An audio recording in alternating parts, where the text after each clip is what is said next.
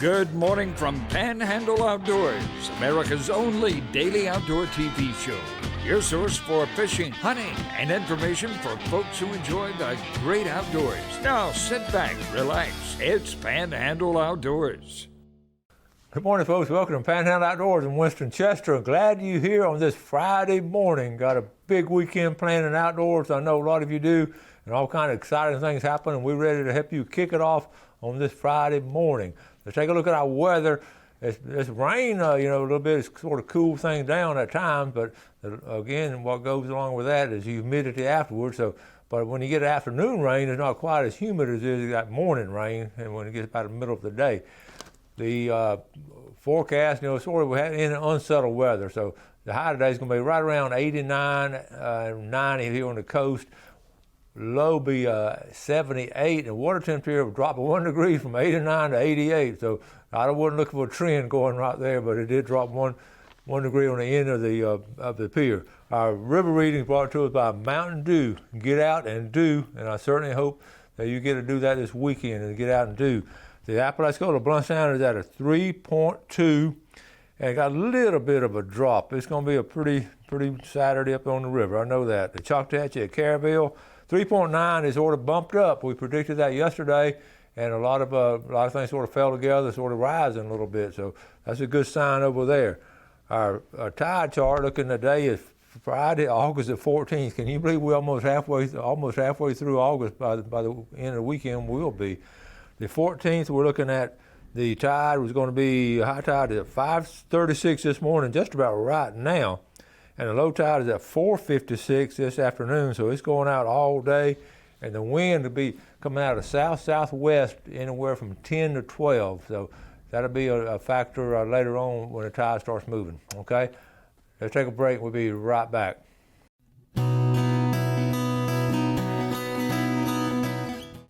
All right, welcome back. Scallop season 2020. Got some good news and bad news, and we'll start off with the good news. Some people think I talk so much about scallops, but it's just been a big part of our family's life over the past, 50 years probably, and we've done about the same spots. But things change and all, and but we're still having scallop season. So let's look on this chart because it's a little tricky here because I've already been brainwashed over the years. We start on Saturday. Gulf County starts August the 16th in the green. That's, of course, where we are. You see, right, August the 16th. Y'all know what day that is? That's Sunday. So it's not going to open up tomorrow. I think a lot of people are going to be at the boat ramps tomorrow where they're mask and snorkel. But look at the bottom down there at Pasco County. I think this is an interesting way to do it. They starting on the third Friday in July. Let me tell you about that. I like that idea. Because if you open on a Friday, it sort of gives a lot of people can sort of get off on Friday, and then a lot of people are working. You say, I'm working Monday through Friday. Well, you go on Saturday. It's sort of like having 2 opening days, and that is a great idea.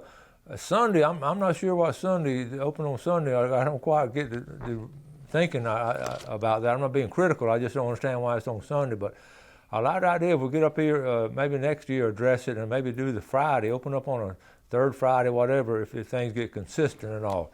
Now, the bad news is, here we go.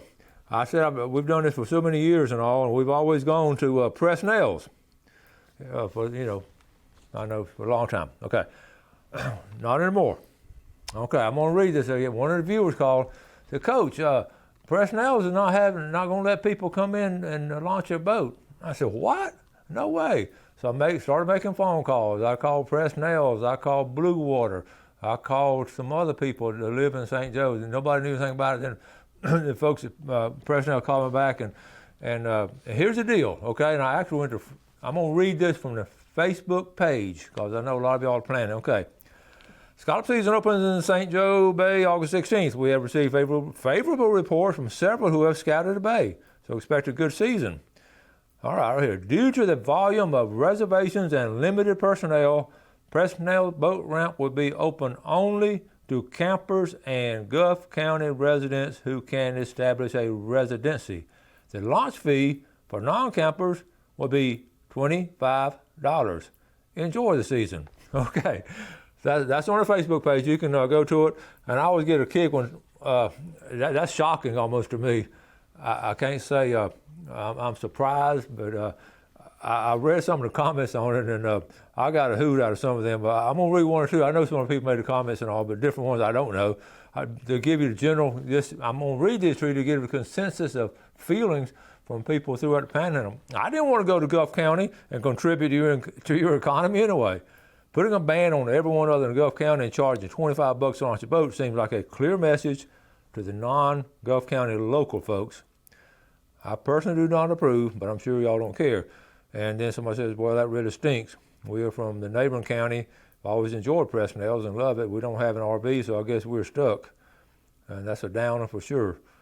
And then somebody, I thought the best one I read, not the best one, but the funniest one was 3 words. That's just mean. And a lady, I think she might have been from Franklin County. So anyway, it is what it is. That's a private business. They can do whatever they want to do. And whether we approve it or not, that's their own business. But we will not be launching the Presnell's anymore. So I hate it. I really do. It's almost like a family tradition to do that, but not anymore. So here's what that entails, how it affects the Panhandle Outdoor viewers. Because I know a lot of y'all come from Defuniak, Mariana, all over Bay County and go down there. And because I see a lot of y'all, talk to a lot of y'all. That's just basically going to leave the city ramp and, of course, the state park. But the state park now, remember, after the hurricane, they still haven't opened up the camping and all. So the state park can only launch like 11, or have trailer parking with 11 to 15 boats, and then that's it. So you're going to really be in a bind now. So it leaves the city park in Port St. Joe. And I promise you, there are going to be policemen out there directing traffic, because it's going to be like that movie scene in Jaws of people coming in and out. Well, that's about the only place. Now, there is a place at Highland View Bridge, but you parking there is just atrocious. It's a great launch, but you just don't have where to park. So it's going to put you in a bind. But I do want to warn you this. I see a lot of folks out there, and for years we were the same way. We had small boats because that's all we could afford to get out there. That's why Presnell's is so convenient. You can put there and be right there at Black's Island, a little short trip, and you're out there. And when the storms come up, which most of the time they'd come up in the summertime, you can just get back to the landing real quick. Well, now you can't do that. So if you have a small boat, you've got to be very careful coming from the city ramp. I'll show you on the map later. Coming from city ramp all the way down to Black's Island, because it can get choppy. So you really need to be aware of that, especially if, again, like us, you put 3 people, 4 people on. We had 4 on the boat, and in a small boat, and you hit those choppy waves when that wind starts picking up in the afternoon, which it will. So be well aware of that. Make sure those kids wear those life jackets and all. So I just wanted to go over the situation with you on the scallops, and we'll be no more launching at Presnell's unless you're a Gulf County resident. Check this out. I asked the lady, what if you have property down there? Because I have a fish camp at Howard Creek, and y'all know I have a place at the Cape. I pay 4 times the amount of property tax in Gulf County than I do in Bay County. 4 times the amount. Nope, can't do it. I got to be a resident there. So anyway, it's a downer and bummer, but it is what it is. All right, let's take a break. We'll be right back.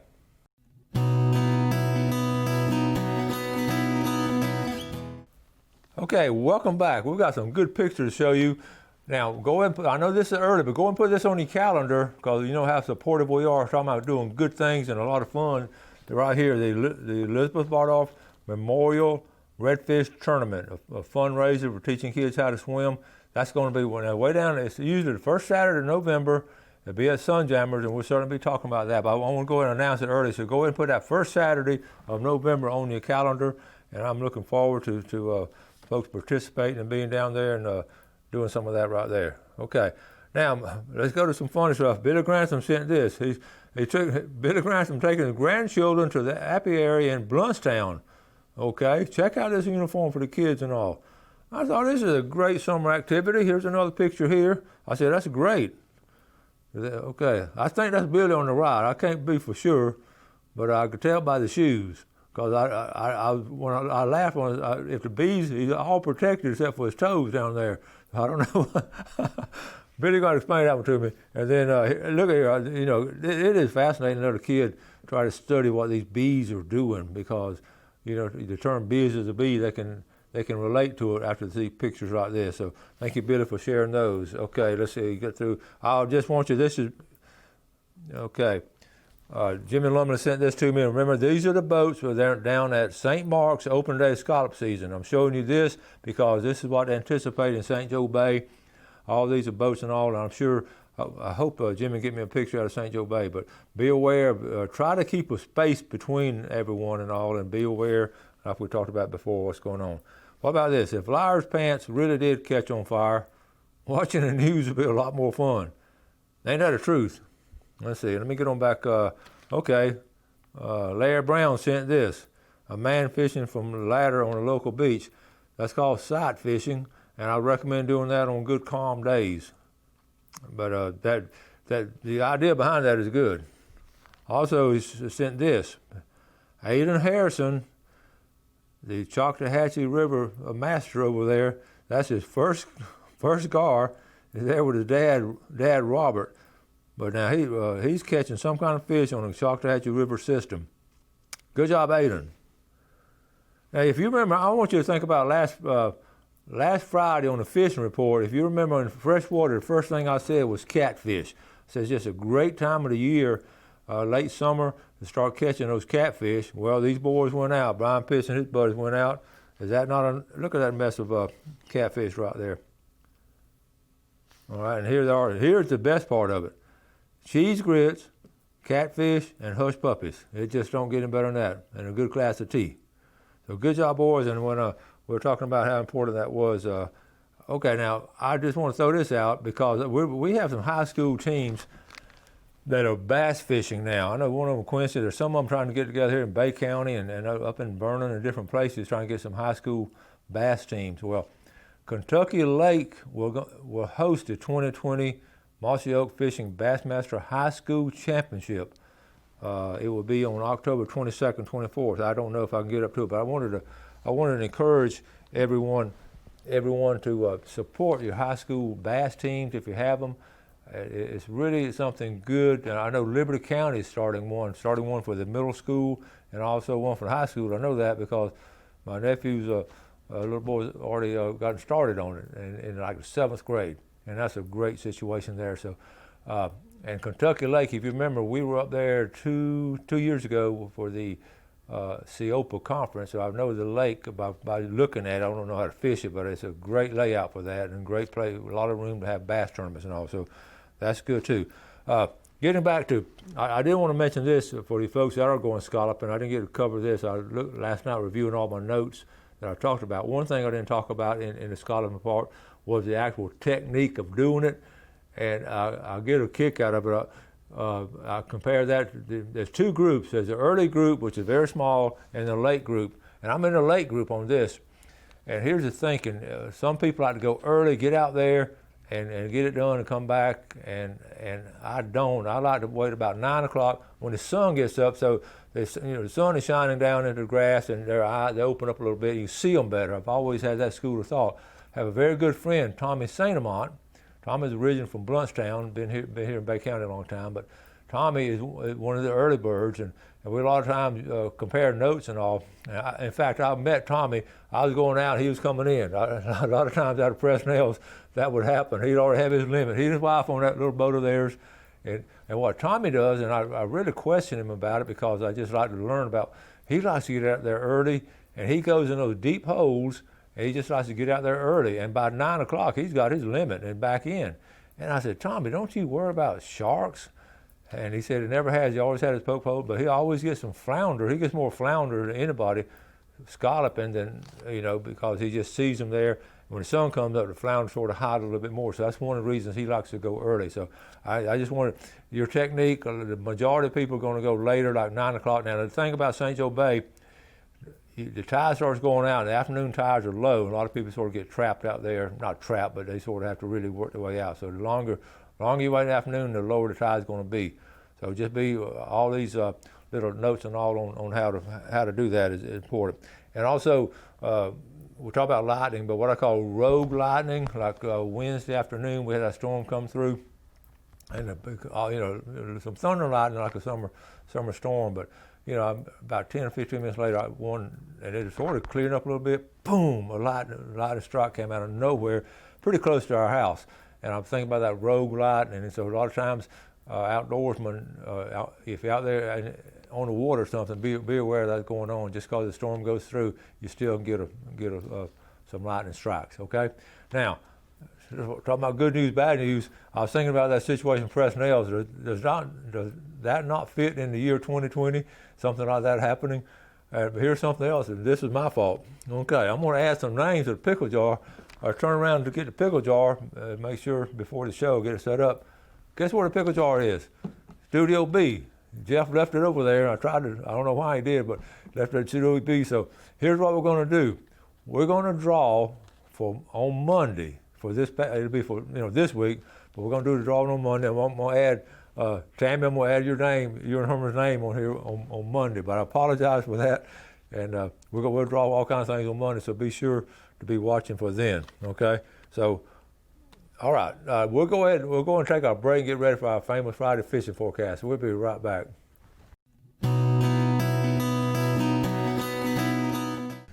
Okay, welcome back. Glad you're with us. I was just looking here on Google Earth and all. I've always just been amazed over here. We're talking about in South Walton County at these what we call there's a series of lakes called the Dune Lakes. They all have different names, but just look at this picture in general of the lakes and all along here, right along the coastline here. You got starting left 1, 2, 3, 4, 5, 6. You got like seven of these little lakes along the water, and they all hold fish, and I know a lot of y'all fish them all, but all the way down, it gets on down into Phillips Inlet. So, but Grayton Beach State Park has that one there, and that's sort of again, I've talked about camping at Grayton Beach State Park. It's a great time to do it. Talking about being able to catch so many different things right there.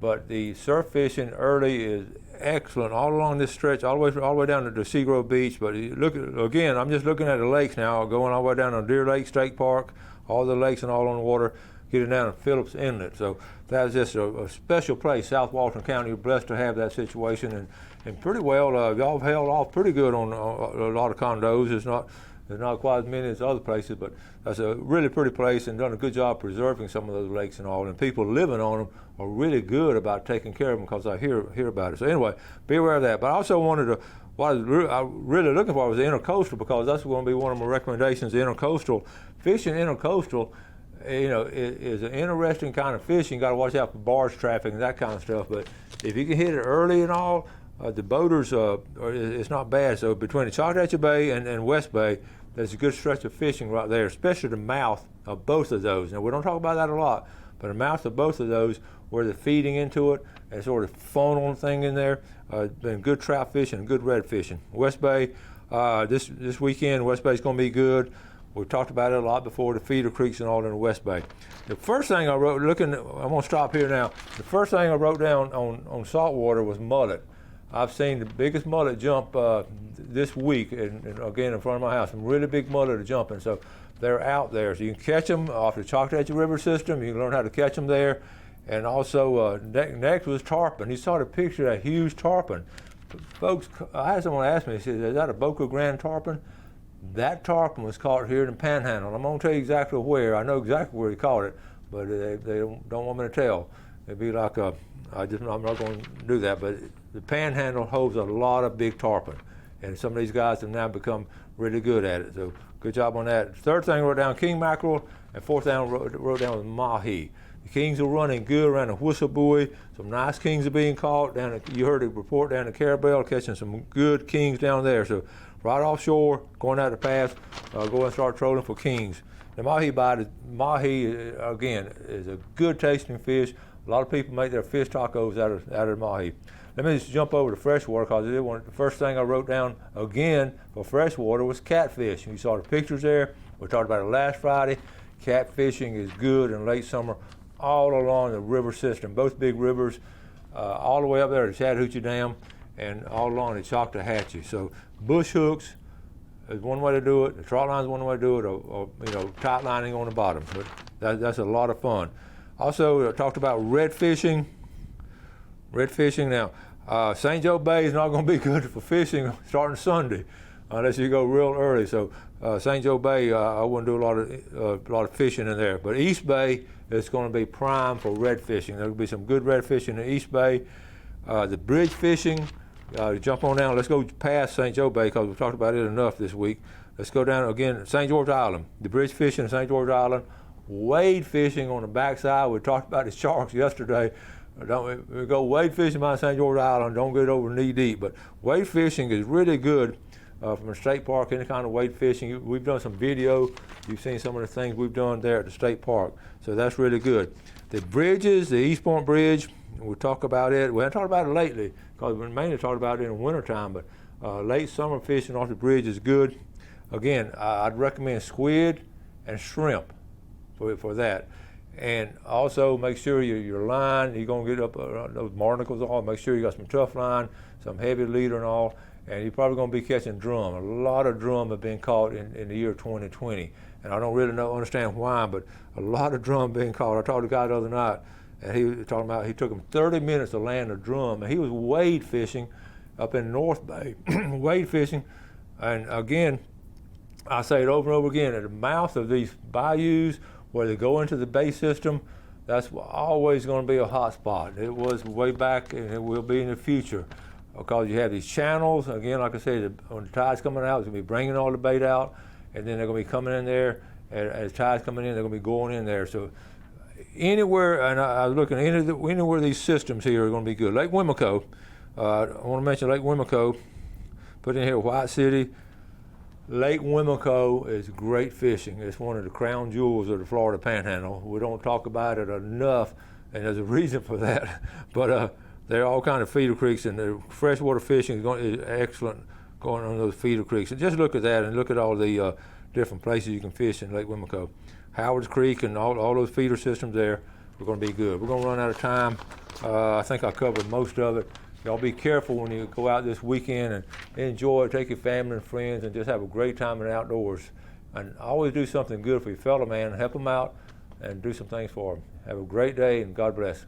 Thanks for watching America's only daily outdoor TV show, Panhandle Outdoors with Winston Chester, featuring hunting, fishing, and other activities and information to help you enjoy the great outdoors. Join us next time for Panhandle Outdoors.